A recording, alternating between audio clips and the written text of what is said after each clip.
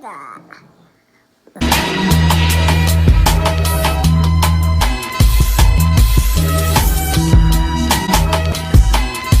I'm Mr. Burgher and welcome to Art 101. If you like this one, make sure you like, share, subscribe, and all that fun business. But in the meantime, let's get into the art action with this little video on three-dimensional art.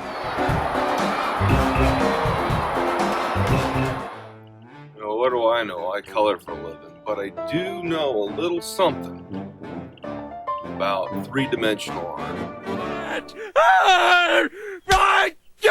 Why must life be so hard? Why must I fail in every attempt at masonry?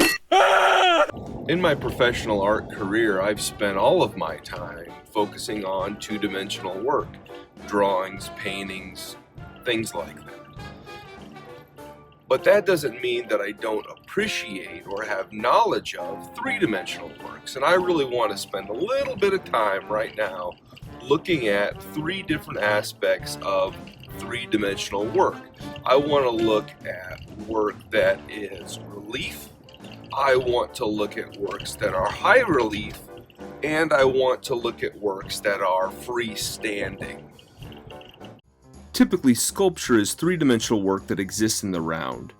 A complete work is made up of many surfaces and profiles. Freestanding work is basically stuff you see in the round, so you can go all the way around it to the top of it, and it all looks like, like me standing here, right? There are many examples of this, but one of my favorites is The Lion and the Serpent by French sculptor Antoine Louis Barye. He is an artist who followed in his father's footsteps into goldsmithing but spent his free time at the Paris Zoo, sketching and studying the live animals. Many of his works involve animal combat, a subject matter that goes all the way back to the Greeks and the Romans. These matchups are often unrealistic, but the scale of these realistically created designs really intensifies their expressive power. The snarling lion pins down the serpent onto the ground. Barye captures that moment when the action seems suspended in time. We can view this action all the way around, through a series of photographs or a video, or looking at the work in person. There's many angles which we can view it from. Sometimes I guess there just aren't enough rocks. High relief you only view from one side, basically, but instead of it just being flat like a wall, it comes out in like an arm or a head or an animal leaping or a globule comes out from that flat two-dimensional surface. One really great example of high relief sculpture is Auguste Rodin's Gates of Hell. Now, going way back, France was planning on building a museum of the decorative arts back in 1880 and commissioned Rodin to sculpt the doors for this museum. Now, the opening of this museum was eventually scrapped, but he would continue to work on these doors for 37 years. In fact, he never completed those doors to his own satisfaction, and they were not cast in bronze until after his death. The sculpture is based on the first book of the Divine Comedy called the Inferno by the poet Dante. Throughout this poem, Dante leads us on a journey through the gates of hell, down into hell to find his love. In following books, he would also travel through purgatory and into paradise. But here we're following him through the various levels of hell, and the images represented on this gate, or doorway, come from that narrative. At the top of the gate we see a thinking man. This is meant to be Dante reflecting on his writing, but it's also any creative spirit thinking about how they're going to finish their great work, and so then it becomes a standalone work of its own, the thinker. I don't know exactly what it is or what it's doing, but this is not human intelligence, okay? Relief or low relief is pretty flat. It's just a little bit raised, similar to what you would find on a coin. The projection from the surface is very slight. A coin is an example of a low relief sculpture. Created over 2,700 years ago is the Lydian lion. It is a one-sided design that features a roaring lion. It is an emblem that signifies the monarchy of modern-day Turkey. The coin is smaller than a United States dime. but very similar in weight to a quarter because it was created of an alloy of gold and silver. That's as good as money, sir. Those are IOUs. Traditionally, sculpture has been made by modeling, casting, carving, or assembling. Many works might use one or more of these methods, but I want to spend a little bit of time examining each type of sculpture. I want to spend just a moment looking at modeling.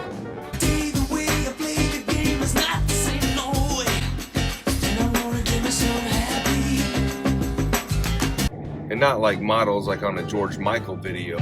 Arrogance. It's today's man in a classic can.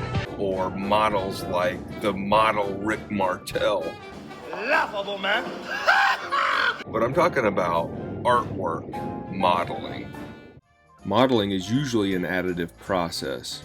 Materials such as clay, wax, or plaster can be built up or added to, as well as removed or otherwise manipulated to create a final form.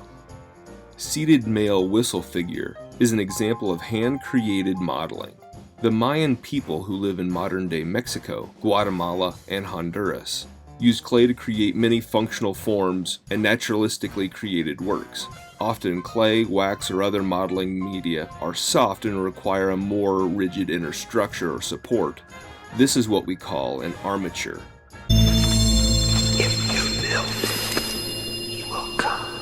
Back in the day, early 90s, I was in high school, freshman. My dad was the shop teacher at my high school. And one of the things that he had as one of his components of his room was a foundry. And we got to do aluminum castings in that class. And that brings me to the next element of production with three-dimensional work, casting. The casting process makes it possible to create work in an easily handled media like wax, and then reproduce the results in a more permanent media such as bronze or clay. Most casting involves the substitution of one media for another, so it is also known as a substitution or replacement process. One example of casting is the Terracotta Army. This collection of sculptures depicts an army ordered to be created by the first emperor of China, which was to protect him in the afterlife. There are over 8,000 soldiers, 130 chariots with 520 horses, and 150 cavalry horses.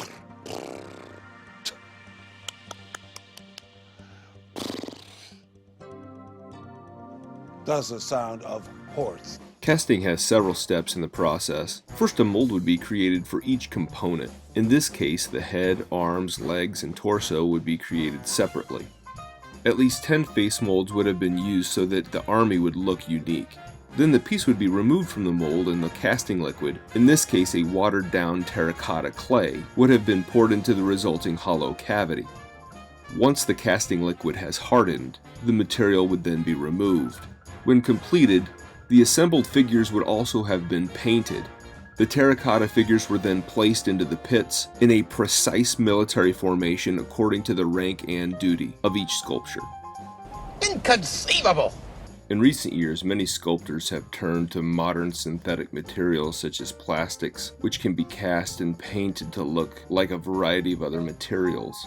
Cast polyvinyl resin can be made to resemble human flesh, and some artists have exploited this property to create sculptures of unbelievable realism by adding clothing. Viewers might be forgiven for approaching and conversing with Dwayne Henson's museum guard, for example. It is difficult to tell whether he is art or alive. Its presence at the Nelson Atkins Museum in Kansas City likely has a doubling effect, both as art and protector. Sculptors who are working in this way will often create plaster molds, then assemble and unify the pieces by adding more layers of plastic. Although molds are used, the initial pouring process differs from conventional casting because the forms are built up in layers inside of the mold rather than being made outside of material poured into a single mold at one time. Another process of making art that I'd like to explore is carving. The carving away of unwanted material from a sculpture is a subtractive process. Renaissance artist Michelangelo Buonarroti preferred this method. Close observation of his chisel marks on the surface of the unfinished awakening slave reveals the steps that he took to carve out this figure, even before he had it all roughed out from each side. But Michelangelo has left this piece in an unfinished state, and it looks as though we're getting a sneak peek at the artwork midway through the carving process. For him, the act of making sculpture was a process of releasing the form from within the block of stone. This is one of 4 figures, later called slaves, that Michelangelo abandoned in various stages of completion. Carving is the most challenging of the 3 basic sculptural methods because it is a one-way technique that provides little or no opportunity to correct errors. Before beginning to cut, the sculptor must visualize the finished form from every angle in the original block of material. The various types of stone with their different characteristics greatly influence the type of carving that can be done with them. The marble that Michelangelo and many other sculptors in the European tradition preferred is typically soft and workable enough that it can be cut with a chisel. Final polishing with a light abrasive will yield a smooth and creamy surface not unlike human skin. Marble has been a preferred material in the West for outdoor sculptures for centuries, but modern air pollution and acid rain harm the stones, making them less desirable today. Granite avoids these pitfalls and thus is often used for outdoor monuments such as tombstones, but granite is hard for carving. You just sit back and enjoy the magic of rock! Sandstone and limestone are sedimentary materials that have also been widely used in many parts of the world. Sedimentary stones are relatively soft, allowing for detail to be carved in and can be polished to a high gloss, although the weather can reduce this over time. Many preferred stones are based on geography. For example, jade is highly favorable in China, but is relatively scarce around the world, so it is a less popular material outside of that geographic region. I didn't know they had rock music in those days. Sure, why do you think they called it the Stone Age? Now if we're talking wood carving, sculptors would prefer walnut or cypress wood because of its strength and easy to work with. One of my favorite wood carvings is Donatello Bardi's Penitent Magdalene. Bardi is an early Renaissance artist from Italy and was commissioned to create this work for the baptistry in Florence, Italy, which depicts Mary Magdalene. The work was probably intended to provide comfort and inspiration to those that might have fallen from grace. This work was executed by Donatello when he was more than 60 years old. In a 1966 flood of a river that travels through Florence, the work would be damaged. This natural disaster was responsible for killing 101 people and damaging or destroying millions of masterpieces of artwork and rare books. But the children love the books. The restoration of this work would be finished in 1972. One of the challenges one faces with wood carving is the distribution of moisture. Trying to get the inside of the wood to dry at the same rate as the outside can be very, very challenging and can oftentimes result in the wood splitting or cracking. Chinese artists have traditionally excelled in wood carving and are masters of a jointed lock construction. With this, multiple parts of the sculpture are carved separately and then fitted together. The subject of the Guanyin of the Southern Sea is commonly known in English as the Goddess of Mercy. This is a depiction of a male and female figure and their limitless transistence beyond gender despite being a goddess. Einhorn is Finkel. Finkel is Einhorn. Einhorn is a man. Oh my God! Einhorn is a man! The next avenue of art is called assembly. And when I was a kid, I used to buy model car kits, and you'd cut all the pieces out, put them back together, and I was fascinated with that. I would spend hours and hours working on these model car kits, boats, and various other things. And so let's jump into a little bit on assembly. For most of recorded history, the majority of Western artists are creating works in modeling, carving, and casting processes. Early in the 20th century, assembling methods have become more popular. Such works are also called constructions. A master of this that's been working since the 1970s is Deborah Butterfield. She has been creating sculptures of horses of found materials such as sticks and scrap metal for years. She spends a lot of time on her Montana and Hawaii ranches where she makes her artworks as well as training horses. Found chunks of a steel beam seem like a very unlikely media when you're representing a graceful animal like a horse, yet Butterfield really makes it work. Some sculptors like Butterfield will assemble these objects in a way that radically changes the way we see very familiar things. We see through the old corrugated tin that we might have a background in placing that object in our mind, but in this new arrangement it allows us to see these old things in a very new light. Even the master Picasso would take advantage of this, spinning off of the ready-made idea by Marcel Duchamp.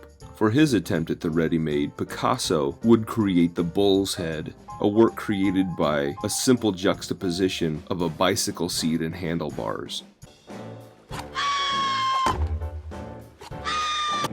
One of the old boys of art is Alexander Calder, and he was fascinated with this idea of kinetics.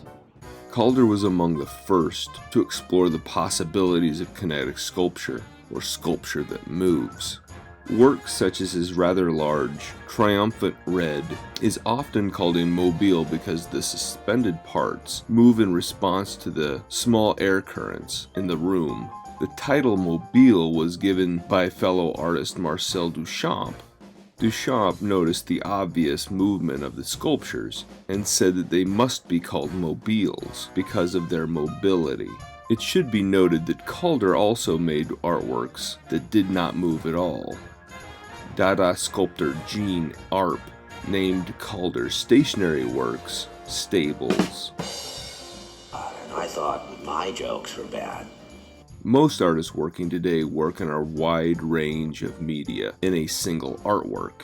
Such work might be labeled with a long list of materials, or they may just be identified as mixed media. The media might be three-dimensional, two-dimensional, or a combination of both.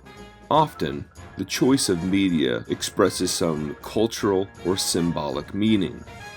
On your deathbed, you will receive total consciousness.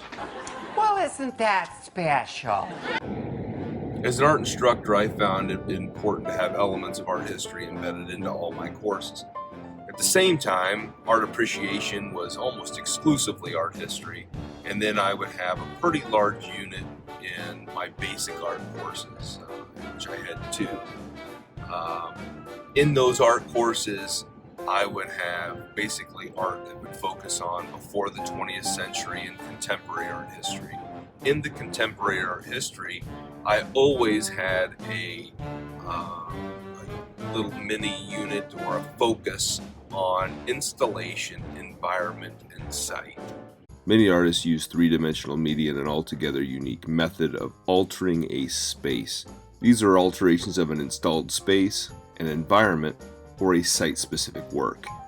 First off, an installation is designed to transform the perception of a space. Generally, the term is applied to an interior space.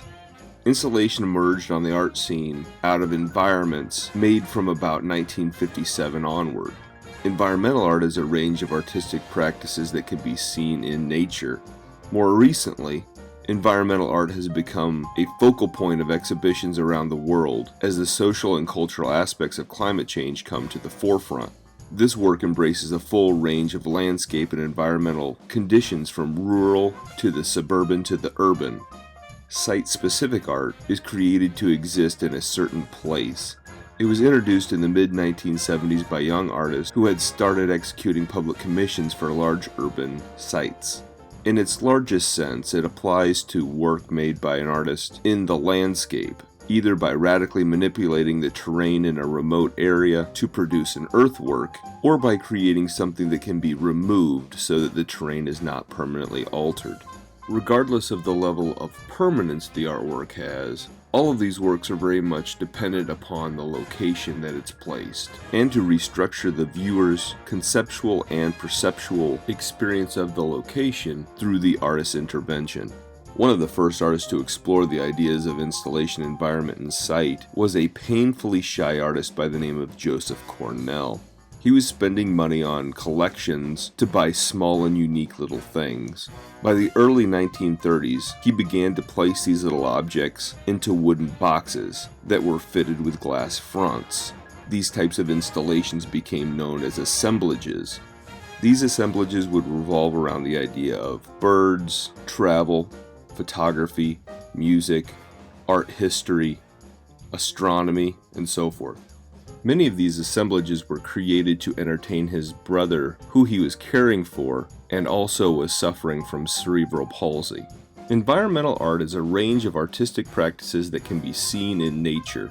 One example of a work that is cut into nature to communicate with the masses is the Vietnam Veterans Memorial, created by an artist from Athens, Ohio, who is Chinese American by origin, Maya Lin. She first caught the eye of the world when she submitted the winning design to the Vietnam Veterans Memorial in Washington, D.C. when she was just 21 years old and a senior at Yale University studying architecture. The design consisted of 70 slabs of high-polished granite that were engraved with the names of all of the soldiers that had died in combat, listed in chronological order. This memorial was erected on the National Mall in Washington, D.C. and opened to the public on November the 11th, 1982.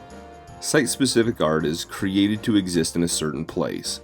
A native of Bulgaria, Christo is recognized as an artist who creates works in a specific location. He began his career largely by wrapping items in fabric. Stacks of oil drums, trees, cliffs, and so forth were all wrapped up in various fabrics.